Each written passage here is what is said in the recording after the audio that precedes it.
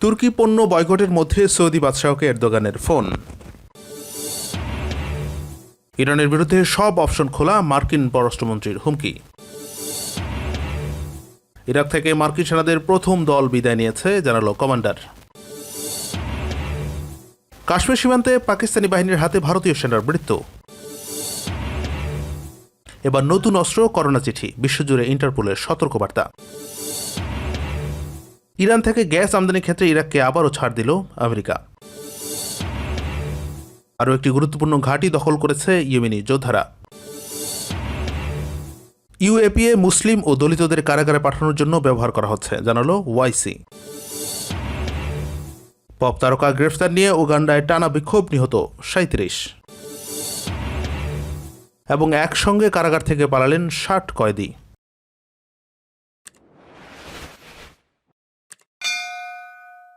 দ্বিপাক্ষিক সম্পর্ক উন্নয়নে তুরস্কের প্রেসিডেন্ট রিসেপ তাইপ এরদোগান ও সৌদি বাদশাহ সালমান বিন আবদুল্লাহ আজিজের মধ্যে ফোনালাপ হয়েছে। শনি ও রোববার সৌদি আরবে অনুষ্ঠিত হচ্ছে G20 সম্মেলন। এই সম্মেলন শুরুর আগের দিন শুক্রবার বিকালে সম্পর্ক ও মতবিনিময় করতে ফোন করা হয় বলে জানিয়েছে তুরস্কের প্রেসিডেন্ট কার্যালয়। তুরস্ক ও সৌদি আরব উভয়ই G20 জোটের সদস্য। আল জাজিরা জানিয়েছে, ফোনালাপে এরদোগান ও সালমান দ্বিপাক্ষিক সম্পর্কের উন্নয়ন ও কয়েক বছর ধরে চলা দুই দেশের মধ্যকার বিভিন্ন মতানৈক্য দূর করার বিষয়ে একমত পোষণ করেন। সৌদির পক্ষ থেকে G20 সম্মেলনে যোগদানের জন্য তুরস্ককে অনুরোধ করা হয়। এতে সাড়া দিয়ে ভিডিও লিঙ্কের মাধ্যমে সম্মেলনে বক্তব্য দেন এরদোগান। সাম্প্রতিক বছরগুলোতে সৌদি তুরস্ক সম্পর্ক খুব একটা ভালো যাচ্ছে না। একাধিক ইস্যুতে মুসলিম বিশ্বের প্রভাবশালী দেশ দুটির অবস্থা একেবারে বিপরীত মেরুতে। এমনকি সৌদি আরব তুরস্কের পণ্যের উপর অলিখিত বয়কট জারি করে রেখেছে। তুরস্ক ভ্রমণে যেতেও নাগরিকদের নিরুৎসাহিত করা হচ্ছে। দেশটির সুপার শপগুলো থেকে সরিয়ে নেওয়া হচ্ছে তুর্কি পণ্য। এছাড়া তুরস্কের পণ্য আমদানির ক্ষেত্রে নানা ধরনের প্রতিবন্ধকতা তৈরি করা হচ্ছে। পরিস্থিতি বিবেচনা নিয়ে দুই শীর্ষ মুসলিম দেশের রাষ্ট্রপ্রধানরা কথা বলেছেন এবং সম্পর্ক এগিয়ে নিতে একমত হয়েছেন। তবে দেশ দুটির সম্পর্ক এই ফোনালাপেই স্বাভাবিক হয়ে যাবে এমনটি বলা যাচ্ছে না। কারণ জামাল খাশোগি হত্যায় 24 নভেম্বর তুরস্কের কয়েকজন সৌদি সরকারি কর্মকর্তার বিচার শুরু হতে যাচ্ছে। ওই কর্মকর্তারা যুবরাজ মোহাম্মদের খুবই ঘনিষ্ঠ। সালমান এরদোগান ফোনালাপের পর সম্পর্কের বরফ কতটুকু গলে সেটাই এখন দেখার বিষয়। সৌদি আরবের সঙ্গে সাম্প্রতিক বছরের সম্পর্ক খারাপ হওয়ার পেছনে সবচেয়ে গুরুত্বপূর্ণ ইস্যু হচ্ছে ইস্তাম্বুলের সৌদি কনসুলেটে ভিন্ন মতাবলম্বী সৌদি সাংবাদিক জামাল খাশোগির হত্যা। নির্মম হত্যাকাণ্ড নিয়ে গোটা বিশ্বই সমালোচনার মুখে পড়ে সৌদি আরব। তবে তুরস্কের মাটিতে ঘটনা সংঘটিত হওয়ায় সেখানে তদন্ত ও বিচারের উদ্যোগ নিয়ে দেশ দুটির মধ্যে মতবিরোধ রয়েছে। এছাড়া সৌদি আরবের অভিযোগ, মধ্যপ্রাচ্যের বিভিন্ন বিষয়ে হয়তো হস্তক্ষেপ করতে চায় তুরস্ক। দেশটির নেতা এরদোগানের মুসলিম বিশ্বের জনপ্রিয়তা এবং সৌদি প্রভাবশালী যুবরাজ মোহাম্মদ বিন সালমানের সমালোচনা ও ইহুদি প্রীতিতে মুসলিম বিশ্বের সৌদির বিরুদ্ধে ক্ষোভ তৈরি হয়। ধারণা করা হয় MBS এর মধ্যস্থতায় আরব আমিরাত ও বাহরাইনের সঙ্গে কূটনৈতিক সম্পর্ক স্থাপন করেছে ইসরায়েল। ইসলামী প্রজাতন্ত্র ইরানের বিরুদ্ধে ব্যবস্থা নেওয়ার জন্য আমেরিকার টেবিলে সব অপশন রয়েছে বলে আবারও হুমকি দিয়েছে মার্কিন পররাষ্ট্রমন্ত্রী মাইক পম্পেও। ইহুদিবাদী ইসরায়েলের দৈনিক পত্রিকা জেরুজালেম পোস্টকে দেওয়া সাক্ষাৎকারে তিনি এই হুমকি দিয়েছেন। তিনি বলেন, গত 4 বছর ধরে ইরানের বিরুদ্ধে আমেরিকা এই নীতি অনুসরণ করে এসেছে এবং এই নীতির পরিবর্তন হওয়ার কোনো কারণ নেই। পম্পেও আরও বলেন, আমার মূল্যায়ন এবং ইতিহাস তাই বলবে যে আমরা এই ব্যাপারে খুবই সফল হয়েছিলাম। ইরান বিরোধী ট্রাম্প প্রশাসনের নীতির কথা উল্লেখ করে পম্পে বলেন, আমি স্মরণ করতে পারি ইরানের বিরুদ্ধে সর্বোচ্চ চাপ প্রয়োগের নীতি অনুসরণের শুরুর দিকে আমরা পরমাণু সমঝোতা থেকে বের হয়ে গিয়েছিলাম এবং তখন বিশ্ব বলেছিল ইরানের বিরুদ্ধে শুধু আমেরিকার চাপ কার্যকর হবে না, কিন্তু এই চাপের কারণে ইরান বিশ্বব্যাপী ক্ষতিকর তৎপরতা কমাতে বাধ্য হয়েছে। এর মধ্যে একটি হলো ইরান আন্তর্জাতিক অঙ্গন থেকে কোনো অর্থের চালান গ্রহণ করতে পারবে না। এটি আগের যে কোনো সময়ের চেয়ে সম্পূর্ণভাবে ভিন্ন ছিল এবং এর মাধ্যমে মধ্যপ্রাচ্যের বিভিন্ন দেশের কাছে বার্তা গেছে। ইরাক থেকে দখলদার মার্কিন সেনাদের প্রথম একটি দল প্রত্যাহার করা হয়েছে। ইরাকি জয়েন্ট অপারেশন কমান্ডের মুখপাত্র মেজর জেনারেল তাহসিন আল খাফাজি খবর দিয়েছেন। তিনি বলেন, বাগদাদ এবং ওয়াশিংটনের মধ্যে সম্প্রতি স্বাক্ষরিত একটি চুক্তির আওতায় এসব সেনা প্রত্যাহার করছে আমেরিকা। আল খাফাজি শুক্রবার রাশিয়ার স্পুটনিক বার্তা সংস্থাকে জানান, আজ থেকে মার্কিন সেনা প্রত্যাহার শুরু হয়েছে এবং প্রথম ব্যাচে 50 সেনা প্রত্যাহার করা হচ্ছে। তিনি জানান, ইরাকে যেসব সেনা থাকছে সেগুলো কমব্যাট ইউনিট না। এসব সেনা মূলত উগ্র সন্ত্রাসী গোষ্ঠী দায়েশের বিরুদ্ধে বিমান হামলায় সমর্থন দেবে, পাশাপাশি পরামর্শমূলক তৎপরতা চালাবে। জেনারেল খালাফি বলেন, ইরাক এবং আমেরিকার মধ্যকার চুক্তি অনুসারে নির্ধারিত সময়ে মার্কিন সেনা প্রত্যাহার সম্পন্ন হবে। গত বুধবার আমেরিকার ভারপ্রাপ্ত প্রতিরক্ষামন্ত্রী ক্রিস মিনাল বলেন, আগামী জানুয়ারি মাসের মাঝামাঝি সময়ের মধ্যে ইরাকে মার্কিন সেনা সংখ্যা 2,500 থেকে 3,000-এর মধ্যে নামিয়ে আনা হবে। আফগানিস্তানের মোতায়েন সেনা কমিয়ে আনা হবে বলেও তিনি ঘোষণা করেন। জম্মু কাশ্মীর সীমান্তে পাকিস্তানি বাহিনীর গুলিবর্ষণের ফলে পাতিল সংগ্রাম শিবাসী নামে সেনাবাহিনীর এক হাবিলদার নিহত, অন্য একজন জওয়ান আহত হয়েছেন। শনিবার রাজৌরি জেলার নৌসেনা সেক্টরে হতাহতের ঘটনা ঘটে। শনিবার পাকিস্তানি বাহিনী যুদ্ধবিরতি চুক্তি লঙ্ঘন করে নিয়ন্ত্রণ রেখা বরাবর সেনাবাহিনীর অগ্রবর্তী চৌকিকে টার্গেট করে গুলিবর্ষণ করে। ভারতীয় সেনা জওয়ানরা পাল্টা গুলিবর্ষণের মধ্য দিয়ে এই ঘটনার কঠোর ও কার্যকরভাবে জবাব দিয়েছেন। সেনাবাহিনীর পক্ষ থেকে বলা হয়েছে, হাবিলদার পাতিল সংগ্রাম শিবাজী ছিলেন একজন সাহসী, অত্যন্ত নিবেদিত ও কর্তব্যনিষ্ঠ সৈনিক। তার সর্বোচ্চ ত্যাগ ও কর্তব্য নিবেদনের জন্য জাতি সর্বদা তার প্রতি ঋণী থাকবে। নিহত ওই সেনা সদস্য মহারাষ্ট্রের বাসিন্দা ছিলেন। গত ৩রা নভেম্বর জম্মু কাশ্মীর সীমান্তের গুরেজ উরি সেক্টরে পাকিস্তানি বাহিনীর গুলিবর্ষণে সেনাবাহিনীর ৪ জওয়ান ও বারামুল্লার বিএসএফের এক কর্মকর্তা নিহত হয়েছিলেন। এই ঘটনায় বেশ কয়েকজন বেসামরিক ব্যক্তিও হতাহত হন। সেই ঘটনার জের না মিটতে এবার ফের পাকিস্তানি বাহিনীর গুলিবর্ষণে এক ভারতীয় সেনা সদস্য নিহত হলেন। এ নিয়ে মাত্র ৮ দিনের মধ্যে সামরিক বাহিনীর ৬ সেনা সদস্য নিহত হয়েছে। সেনা সূত্রে খবর, গত ১৩ নভেম্বরের পাল্টা জবাবে ভারতীয় সেনাদের হামলার কমপক্ষে জনদশেক পাকিস্তানি সেনা ও সন্ত্রাসী নিহত হয়েছে। ভারতীয় বাহিনীর গোলায় পাকিস্তানি বাংকার এবং জ্বালানি ট্যাঙ্ক ধ্বংসসহ প্রচুর ক্ষয়ক্ষতি হয়েছে বলেও জানা গেছে। এদিকে গত বৃহস্পতিবার জম্মু কাশ্মীরের নাগরোটায় নিরাপত্তা বাহিনীর সঙ্গে সংঘর্ষে ৪ পাকিস্তানি সন্ত্রাসী নিহত হয়েছে বলে গোয়েন্দা সূত্রে জানানো হয়েছে।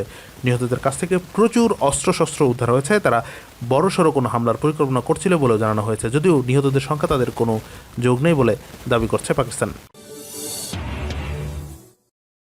রাজনীতিবিদদের হাতিয়ার করতে ব্যবহার করা হতে পারে করোনা ভাইরাসযুক্ত চিঠি। বিশ্বের সমস্ত আইনশৃঙ্খলা বাহিনীর কাছে এমনটাই সতর্কবার্তা পাঠিয়েছে আন্তর্জাতিক পুলিশ বা ইন্টারপোল। করোনা ভাইরাসকে জৈব হাতিয়ার রূপে ব্যবহার করার বিষয়টি নিয়ে বিভিন্ন দেশের আইনশৃঙ্খলা বাহিনীর হাতে সতর্কবার্তা পাঠাচ্ছে ইন্টারপোল। এমন হামলা ঠেকাতে একগুচ্ছ গাইডলাইনও জারি করেছে সংস্থাটি।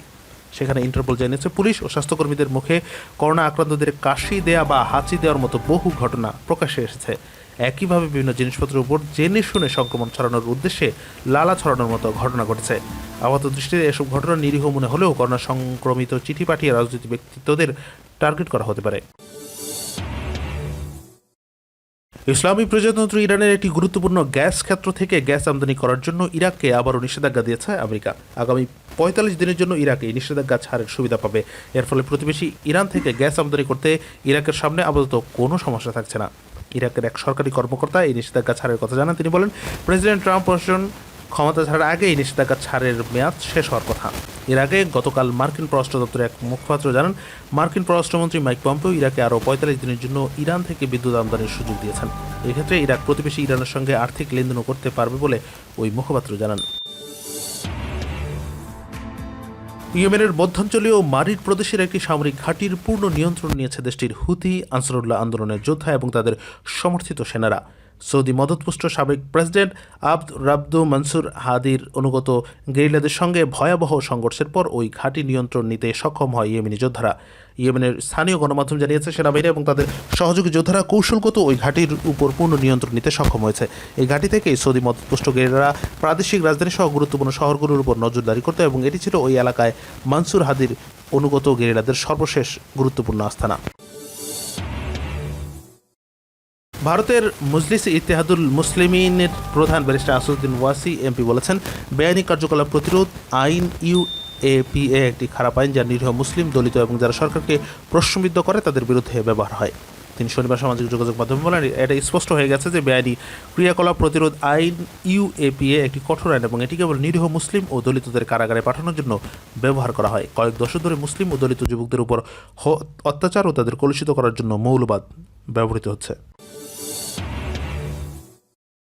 আফ্রিকার দেশ উগান্ডায় টানা ৩ দিনের প্রতিবাদ বিক্ষোভে অন্তত ৩৭ জন নিহত হয়েছেন, আহত হয়েছেন আরও অনেকে। পপ তারকা থেকে রাজনীতিবিদ বনাম প্রেসিডেন্ট প্রার্থী ববি ওয়াইনকে গ্রেফতারের পর তার সমর্থকরা বিক্ষোভ শুরু করেন। ববিকে গ্রেফতারের খবর ছড়িয়ে পড়লে তার সমর্থকরা রাস্তা বন্ধ করে টায়ারে আগুন ও যানবাহন চলাচল বন্ধ করে দেয়। পুলিশ তাদেরকে ছত্রভঙ্গ করতে টিয়ার গ্যাস ও রাবার বুলেট নিক্ষেপ করে এ পর্যন্ত ৫৭৭ বিক্ষোভকারীকে গ্রেফতার করা হয়েছে। আল জাজিরার খবরে বলা হয়েছে, পুলিশ উগান্ডার জিনজা শহরের লুকা থেকে ববি ওয়াইনকে গ্রেফতার করে। তার গ্রেফতারের পর ছড়িয়ে পড়া বিক্ষোভ ঠেকাতে পুলিশও সহিংস আচরণ করে। বিক্ষোভকারীদের দমন পীড়নের পাশাপাশি তাদের বিরুদ্ধে সহিংসতার অভিযোগ আনা হবে বলে পুলিশ প্রশাসনের পক্ষ থেকে জানানো হয়েছে। পরিস্থিতি সম্পর্কে উগান্ডা রেড ক্রসের মুখপাত্র আইরিন নাকাসিতা বলেন, সেখানে ভয়ের দৃশ্য দেখা গেছে।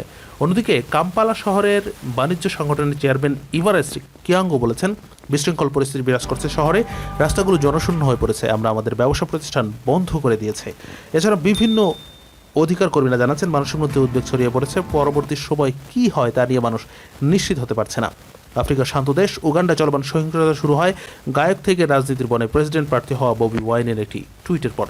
তিনি টুইটে বলেন, সহিংসভায় পুলিশ তার গাড়ি ভেঙে তাকে হেফাজতে নিয়ে গেছে। আর এক টুইটে তিনি বলেন, স্বাধীনতার মূল্য অনেক বেশি, তবে আমাদের অবশ্যই সেটি অর্জন করতে হবে।